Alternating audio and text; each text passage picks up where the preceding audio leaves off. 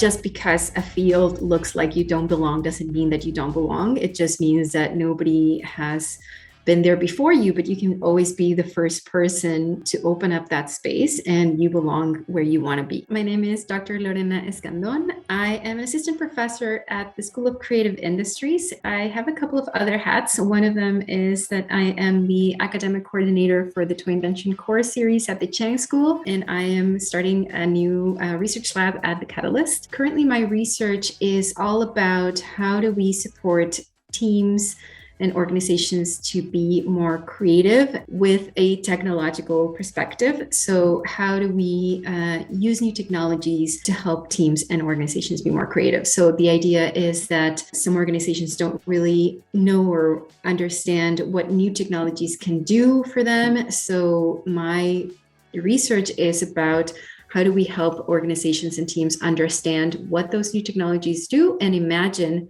the potential for those new technologies.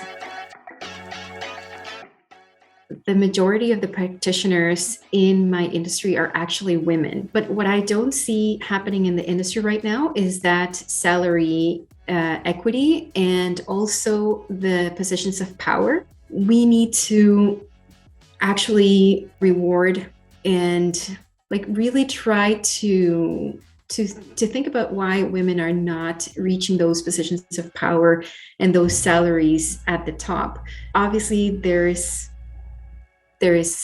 systemic issues in the industry that we need to work together to solve. I would like to see more responsibility from people with power who are not female identifying to see what is preventing them from actually rewarding and positioning women in the places they deserve, because there is a lot of drive, creativity, and innovation in the industry that is driven by women and female identifying people. So why are we not giving those opportunities?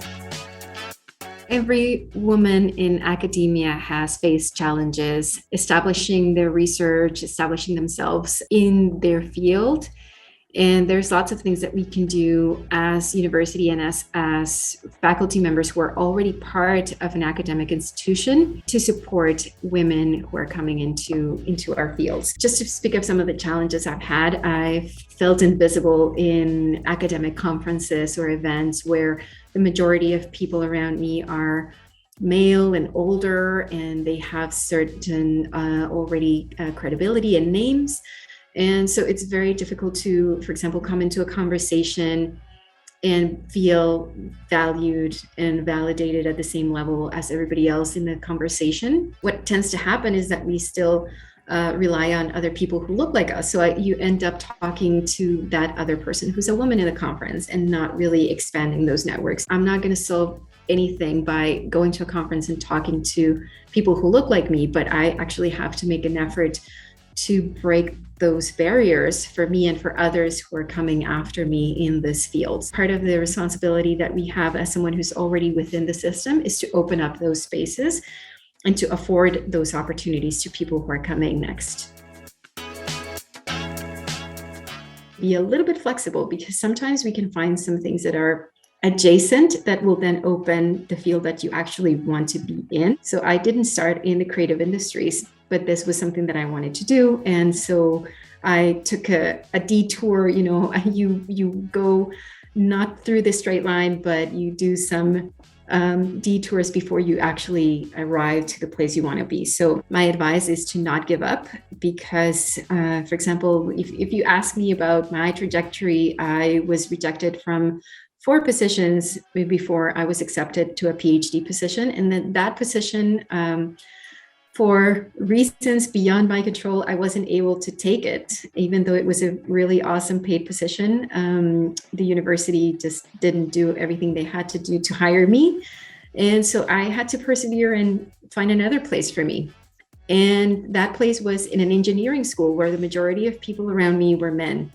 And just because I was, a woman and people around me didn't look like me, I persevered and I made my place in that school. Find people who believe in you and are cheering you on, because that's the most important part. Like, some days you won't believe in yourself.